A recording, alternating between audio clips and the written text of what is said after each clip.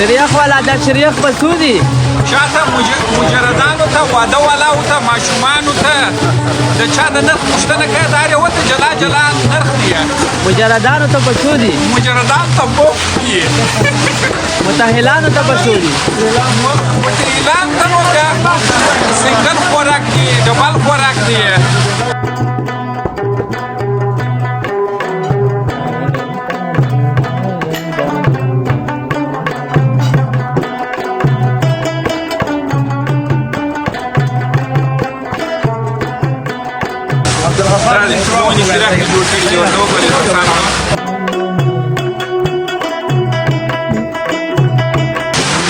او هغه مجردان چې په پوسته کې دي هغه په مجردانو کې دي.